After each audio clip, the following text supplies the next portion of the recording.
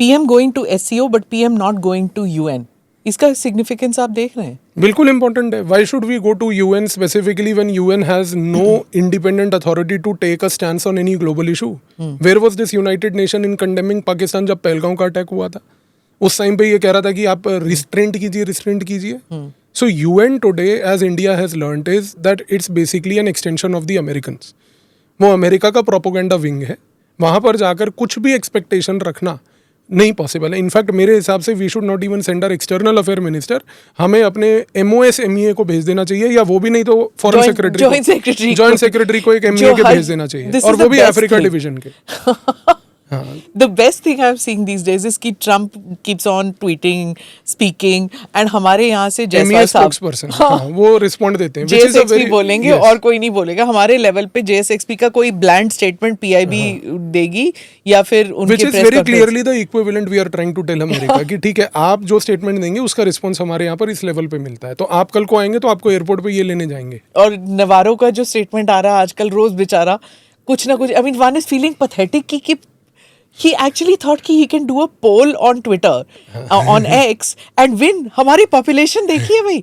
नहीं, देखिए प्रॉब्लम यही है कि इस समय अगर आप ध्यान से ऑब्जर्व करो तो ट्रंप ने जो अपनी पूरा किचन कैबिनेट बनाया हुआ है उसमें सारे लोग ऐसे ही हैं.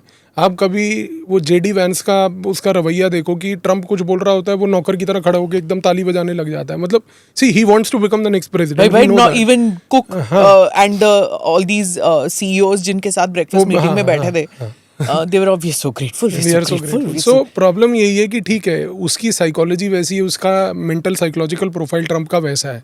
सो he wants that kind of चाटू करता अपने आसपास. तो उस कॉन्टेक्स्ट में Navarro is scoring very high.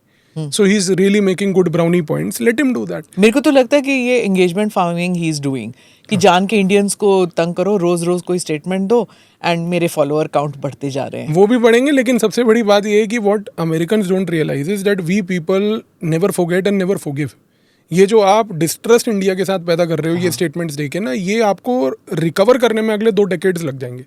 वैसे भी अमेरिका के ऊपर ट्रस्ट इंडियंस का रिलेटिवली बहुत कम होता है because of their past. We know that. But with these kind of activities and statements, the hatred for America will rise further.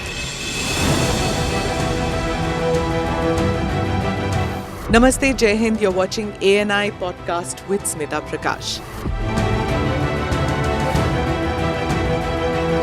अगर हम उसको मस्जिद कहेंगे तो फिर विवाद होगा.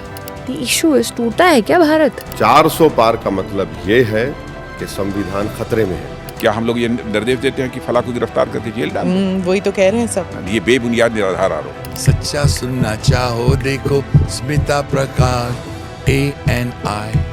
It does not lie.